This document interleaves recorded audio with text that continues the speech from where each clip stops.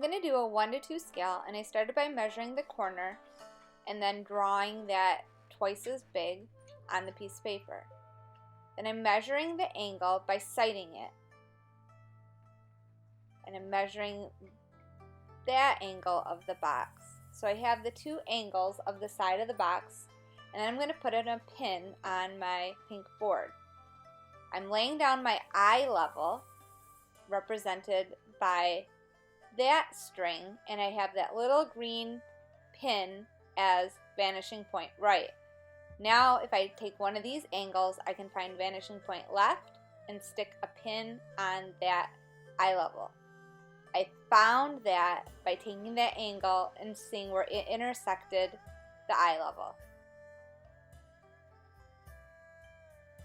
I can draw this in. I'm drawing this in much darker than you would draw it, but I want you to be able to see it. So now everything on that side of the box goes to that left vanishing point, and everything on the right side of the box will go to the right vanishing point. The side edges, the verticals, need to be parallel with sides of the page. Everything here is going to that left vanishing point, and on this side it's going to the right vanishing point. So use the strings to connect to my vanishing points. Now the lid of the box connects to that vanishing point,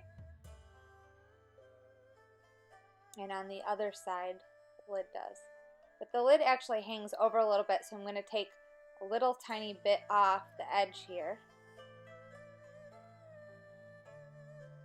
and a little bit off on the other side.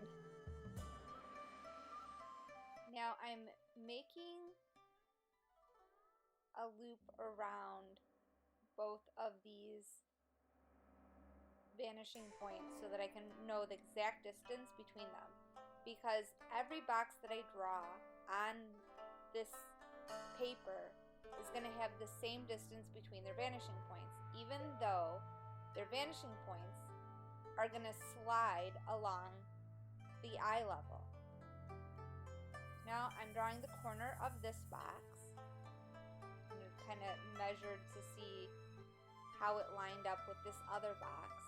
I'm drawing that corner, and then I'm going to find the angle.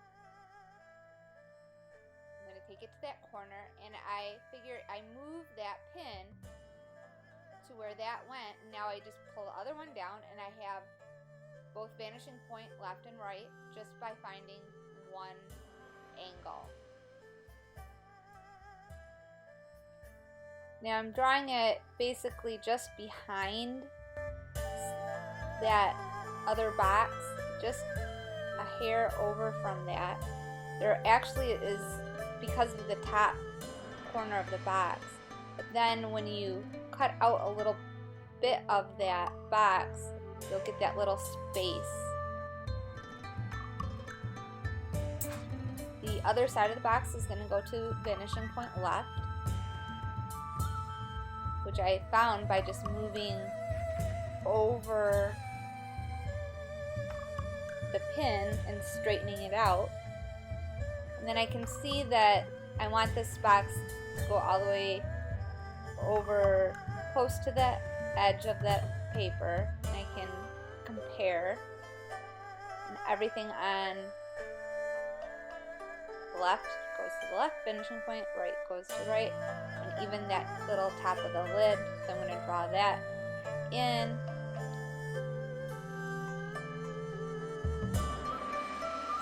Take out that little slice because that lid falls a little bit over, so now I have this little tiny space. I'll finish the other side of that lid, and then again take just a little bit off of that side because that lid hangs over the rest of the box just a little bit.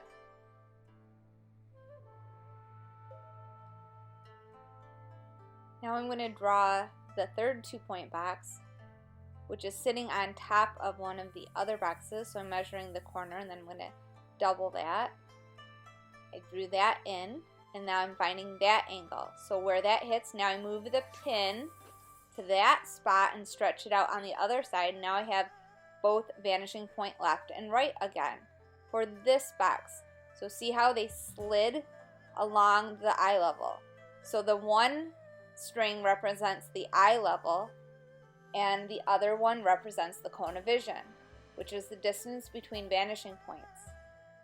So even though they all fall on the same eye level, they slide along that eye level, but they always stay the same distance apart.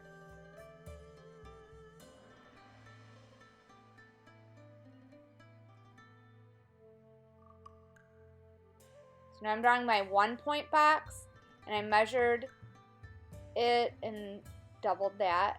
And the 1 point box here is right in front of where I took this picture.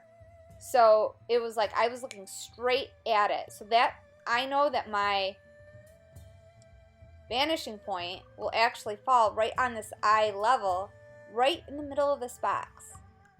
Right there.